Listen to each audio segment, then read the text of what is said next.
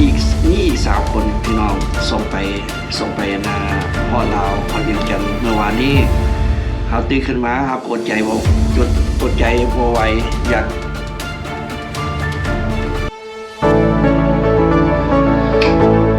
เฮลโลแม่บ้านสบายดีทุกคนเนาะสบายดีไอ้หุ่นสบายดี FC ทั้งภายในและต่างประเทศมื้อนี้เนาะเฮาก็มีข่าวที่แบบว่าบ่ม่วนใจบ่ค่อยปานใดเพราะว่าเฮาก็คงยินข่าวเฮาพอตื่นขึ้นมาเฮาก็ได้ยินข่าวจากAngel เนาะAngel I ที่ Facebook ของเพิ่นก็ขอบใจนะเพิ่นหลายที่ส่งข่าวให้เฮาตื่นขึ้นมาเฮาก็เป็นข่าวบ่ดีปานใดเนาะสำหรับบางคนเนาะแต่เพราะว่ามีอีก3 คนพี่น้องส่งไปนาฮอดลาวฮอดเวียงจันทน์เมื่อวานนี้เฮาตื่นขึ้นมาครับอดใจบ่ไหวอยากแจ้งข่าวให้พี่น้องรับรู้ว่าไปฮอดแล้วปลอดภัยดีเนาะกับมีผู้ชาย2 คนมาจากแคลิฟอร์เนียเมืองเฟรชโนแล้วก็มีผู้หญิงสาวมงเนาะมาจากมินนิโซตาเพิ่นก็บอกฮู้ชื่อเทื่อรายละเอียดนั่นเฮาสิเพิ่มเติมส่งข่าวตามภายหลังเนาะแม่บ้านเนาะแม่นเพราะว่าตอนนี้เขาเจ้าก็หาก็ฮอดเนาะเพิ่นก็หาก็ฮอดเมืองลาวก็ให้เวลาเพิ่นได้ปรับจิตปรับใจปรับตัวน้อยนึงเนาะเพื่อเขาจะได้มาฮู้ว่าโอ้เพิ่นไปฮอดเมืองลาวแล้วเพิ่นใช้ชีวิตแนวใดอยู่กินแบบใดเพราะว่ามันก็อาจจะเป็นครั้งแรกสำหรับเพิ่นที่ได้กลับประเทศลาวเนาะเพิ่นก็ต้องได้ปรับตัวน้อยนึงแต่ว่าก็ยังมีความโชคดีอยู่บนว่าเพิ่นได้รับการช่วยเหลือจากทีมงานเพิ่นห้องทีมงาน Ocean Project เนาะถ้าหากว่าผู้ใดที่แบบว่าอยู่สหรัฐอเมริกาเนาะถือไอซ์จับตัวเนาะถ้าหากว่าคนในครอบครัวเขาถือไอจับตัวก็สามารถประสานงานหาไอแองเจิลเนาะทีมงานของเพิ่นจะมีทีมงานของเพิ่นเพิ่นทีมงานของเพิ่นเนาะสำหรับแม่บ้านเองห้องว่าลาวซอยลาวเนาะแต่ว่าซื้อโครงการของเพิ่นแม่น Ocean Project ก็เป็นคนลาวเฮานี่แหละซอยลาวเนาะพี่น้องเพราะว่าคันสมมุติว่าผู้ใดที่คนในครอบครัวของเฮาถูกจับตัวถูกไอ้จับตัวแล้วก็ในช่วงระยะรอท่าหนัง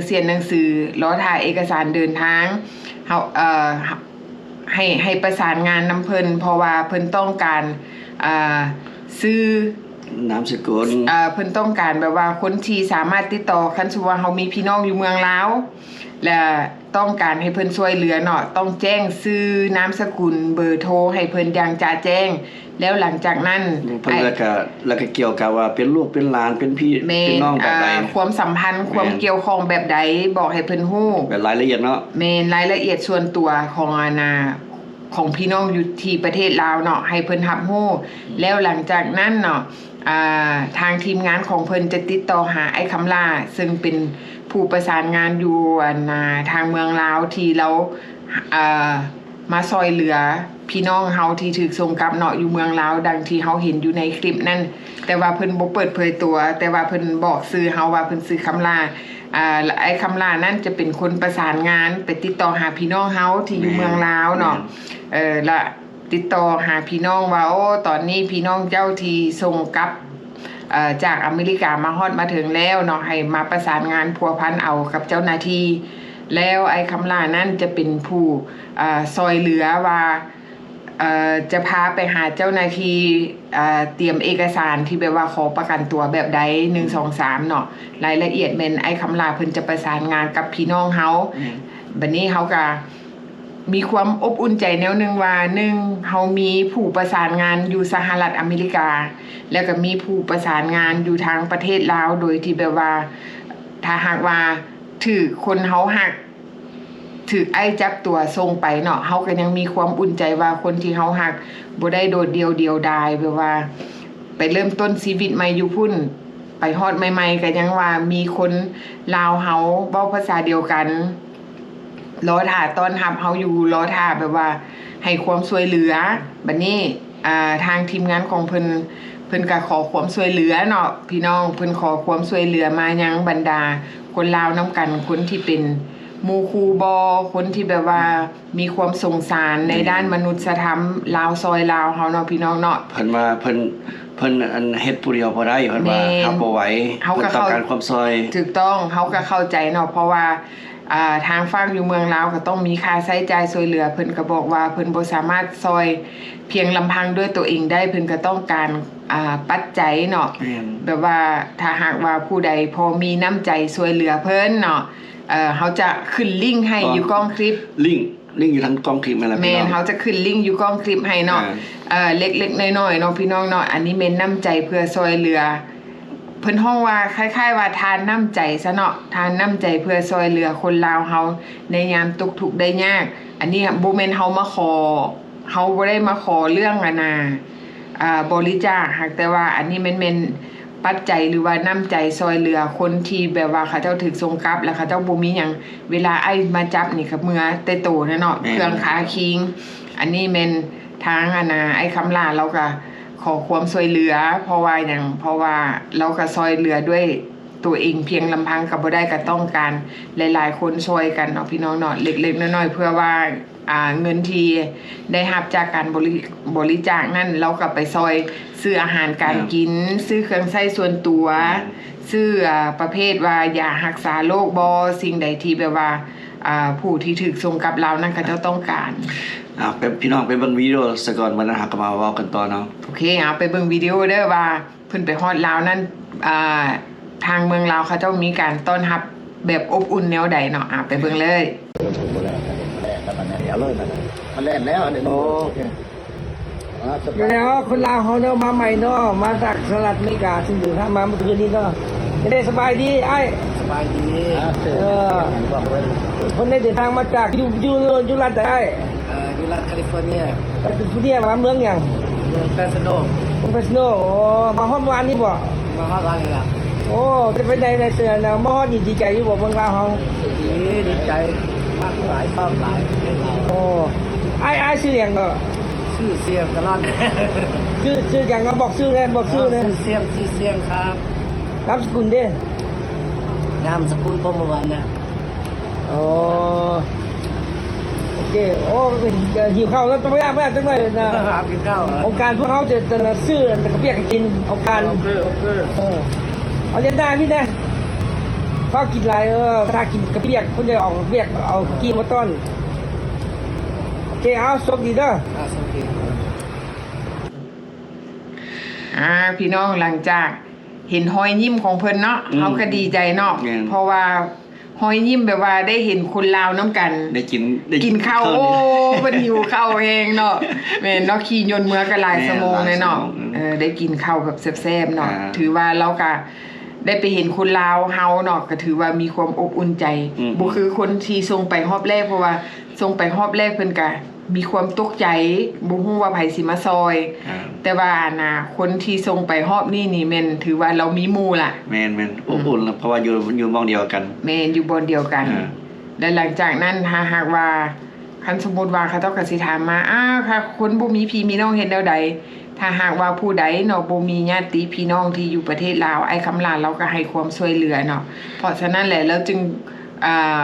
ขอห้องมายังบรรดาหมู่คู่หรือว่าครอบครัวของคนที่ถูกส่งกลับก็เจ้าได้เงินไปก็เจ้าสิซอกมองพักแม่นโครงการเขาเจ้าเราจะซอกหาบอนที่พักพาอาศัยเนาะให้คนลาวเฮาผู้ใดที่บ่มีญาติพี่น้องเวลาที่แบบว่าเจ้าหน้าที่เขาเจ้าปล่อยตัวให้กลับบ้านที่หลังจากได้หนังสือแล้วเรียบร้อยได้เอกสารครบสุดแล้วปล่อยตัวให้กลับบ้านแม่นทางโครงการ Ocean Project นี่เขาเจ้าก็จะซอกหาบอนที่พักพาอาศัยให้โครงการของเขาเจ้าก็ดีอยู่เนาะลาวซอยลาวแต่ว่าเฮาก็ยังบ่ฮู้ว่ารายละเอียดโครงการว่าเขาเจ้าวางแผนแบบใดเพราะว่าเฮายังบ่ได้ติดต่อแบบส่วนตัวเทื่ออันนี้เฮาได้ฮู้แบบเล็กๆน้อยๆแม่นเฮาฮู้เฮาหาก็ฮู้จักเพิ่นเนาะเฮาหาก็ฮู้จักเพิ่นหลังจากเฮาฮู้จักเพิ่นแล้วเรียบร้อยแล้วเฮาถ้าหากว่าเฮาได้ล้มแบบว่าปากต่อปากตัวต่อตัวเนาะเฮาได้ ถามเพิ่นว่าโอ้โครงการนี้เป็นแนวใด1 2 3แล้วเฮาจะมาเล่าให้พี่น้องทางอเมริกาได้ฟังว่าโครงการของเพิ่นนั้นเป็นแบบใด เรียกว่าทางลาวคือกันว่าเป็นมีแต่อเมริกาเนาะ แม่นแต่ว่าสิ่งสำคัญก็คือถ้าหากว่าเนาะปัจจัยของกำลังแฮงของคนอยู่อเมริกานี่นะจะซอยได้หลาย แต่ว่าทางอยู่นี่เป็นทุนว่าซั่นๆแล้วอยู่เมืองลาวหันเป็นแฮงนี่แหละเฮาซอยกันเนาะบ่ต่างหยังกับกองทัพหมดเนาะหมดตัวเดียวบ่สามารถยกสร้างได้แต่ว่าหมดหลายตัวนะยอสร้างเป็นตัวได้เพราะว่าหยังเพราะว่าความสามัคคีเนาะพี่น้องอันนี้แม่นเว้าถึงว่าพี่น้องลาวเฮาเนาะบ่ว่าจะไปตกอยู่ไสความสามัคคีนั้นเป็นอันจิตหนึ่งใจเดียวกันแต่ว่าปัจจัยเล็กๆน้อยๆที่หลายๆคนมาโฮมกันเนาะก็สามารถซอยเหลือชีวิตของคนที่ตกทุกข์ได้ยากเพราะว่าตอนนี้แม่นคนที่ทางถูกส่งกลับเนาะเพิ่นก็ต้องการความช่วยเหลือนอกจากความช่วยเหลือทางด้านจิตใจแล้วก็ยังต้องการปัจจัยซอยเหลือในด้านอื่นๆคือด้านเครื่องอุปโภคบริโภคของเพิ่นเนาะประเภทอาหารเครื่องใช้อันนี้เพิ่นก็ต้องการเพราะว่ามันเป็นสิ่งจำเป็นที่ต้องใช้ อยู่บ้านเฮาอยู่ลาวเนาะทุกสิ่งทุกอย่างก็แพงขึ้นนะพี่น้องเด้อ แม่น อยู่ค่าของชีพเนาะ สูงขึ้น เพราะว่าสิเฮาสิอาศัยแต่ไอ้คำลาผู้เดียวเนาะมันก็หนักเพิ่นได้เพราะว่าเราผู้เดียวหลายๆคนไปโฮมอยู่กับเพิ่น แม่น เพิ่นก็ต้องการความช่วยเหลือ และบัดนี้หลายๆคนที่แบบว่าถ้าหากว่าคนใดเนาะที่มีรายชื่อถูกส่งกลับเนาะก็ให้เตรียมตัวส่งก็ดีบ่ส่งก็ดีเนาะแต่ว่าให้เตรียมตัวเตรียมความพร้อมถ้าหากว่าผู้ใดมีน้ำใจอยากช่วยเหลือเพิ่นเล็กๆน้อยๆเนาะอย่าลืมเด้อพี่น้องเล็กๆน้อยๆก็เฮาก็สามารถเป็นหนึ่งในหันที่ช่วยเหลือคนลาวนำกันได้ แม่น ถ้าหากว่ามีหยังคืบหน้าเฮาจะมาอัปเดตให้ทุกคนได้ฟังว่ามันเกิดขึ้นแล้ว แม่นพี่น้องเตรียมใจ แม่นหนึ่งเตรียมความพร้อมเตรียมใจ แล้วอย่าลืมว่าเฮาเตรียมความพร้อมให้คนในครอบครัวที่อยู่อเมริกานี่เนาะเวลาเฮาไปหน้าเฮาก็จะได้บ่ห่วงหลังบางคนก็อาจจะเป็นหัวหน้าครอบครัวเป็นพ่อเป็นอ้ายเป็นลุงเป็นหลายๆอย่างเนาะให้คนในครอบครัวถ้าหากว่าเสาหลักของครอบครัวบ่อยู่คนอยู่นี่เขาเจ้าจะอยู่แบบใดเนาะอันนี้เฮาก็ต้องเตรียมตัวอย่าคิดได้ว่าโอ้ทางการลาวเพิ่นยังบ่รับเอาคนที่แบบว่ามาในนามอพยพก็แม่นอยู่ว่าโครงการเพิ่นยังบ่มีแต่ว่าคันกรณีที่ถูกไอซ์จับตัวก็จำเป็นเนาะพี่น้อง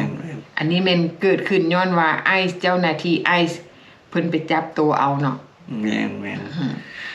บ่ฮู้ว่าเพิ่นจะไปจับเอาตอนคืนตอนเว้นตอนอยู่ไสเฮาก็บ่ฮู้เด้อเพิ่นบ่บอกล่วงหน้าได้ แม่นบางได้ยินว่าบางคนเขาเจ้าไปเคาะประตูเอาอยู่บ้าน แม่นตอนนอนอยู่เพิ่นก็จะไปเอารถ แม่น เฮาบ่ฮู้ว่าเพิ่นสิมายามใดเพราะฉะนั้นเฮาเตรียมทุกสิ่งทุกอย่าง plan ahead พี่น้องเพราะว่า make a plan เนาะพี่น้องเนาะ แม่นเนาะพี่น้องอันนี้เขาก็ฝากไว้เด้อถ้าหากว่ามีข่าวอย่างใหม่ๆ2คนเขาก็จะมาอัปเดตให้ฟังใหม่เด้อพี่น้องเด้อพบกันใหม่คลิปหน้าเนาะโอเคบ๊ายบาย